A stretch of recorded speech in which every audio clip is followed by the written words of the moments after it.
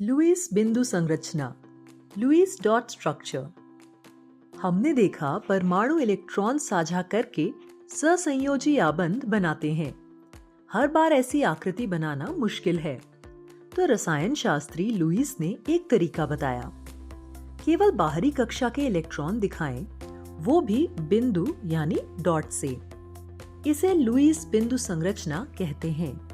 इससे तुरंत समझ आ जाता है कि बंध में कितने इलेक्ट्रॉन शामिल हैं। लेकिन कितने डॉट लगाएं और कहां?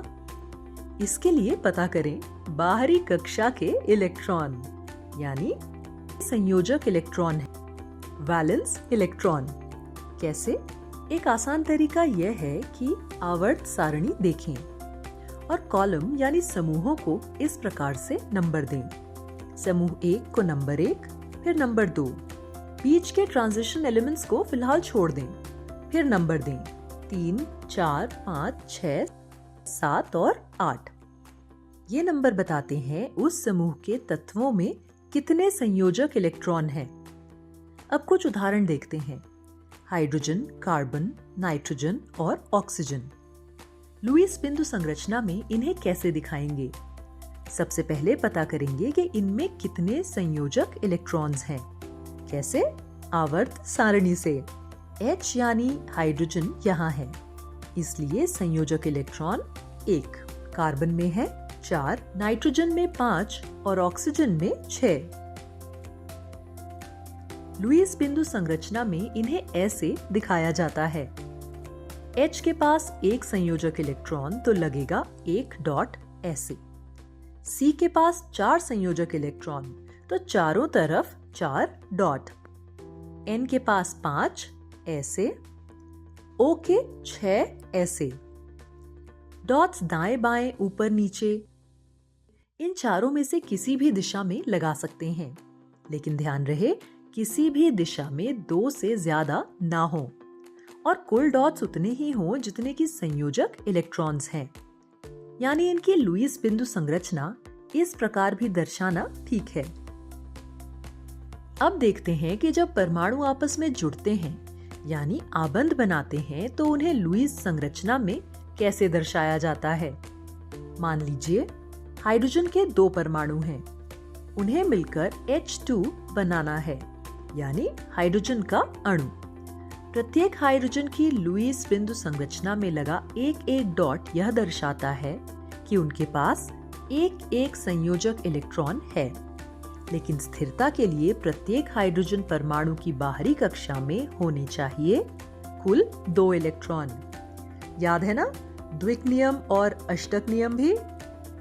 तो ये दोनों हाइड्रोजन एक एक इलेक्ट्रॉन आपस में इस प्रकार साझा यानी शेयर करते हैं।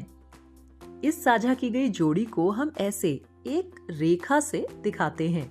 याद रखें, एक रेखा मतलब एक जोड़ी इलेक्ट्रॉन यानी 2 इलेक्ट्रॉन। तो दोनों के बीच एकल आबंध बनता है और बनता है H2 अणु। इसे ऐसे समीकरण से भी दिखा सकते हैं। अब O2 ऑक्सीजन अणु का उदाहरण। दोनों परमाणुओं के पास 6-6 संयोजक इलेक्ट्रॉन हैं, लेकिन चाहिए 8-8। अगर ये एक जोड़ी इलेक्ट्रॉन साझा करें तो दोनों के पास होंगे 7-7।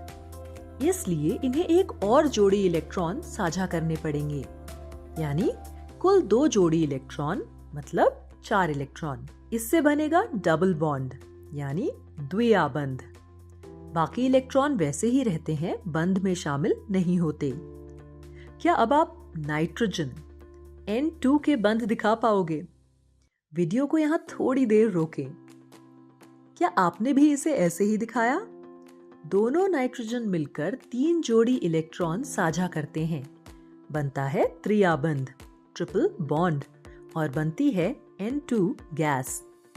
अब देखते हैं H2O का उदाहरण।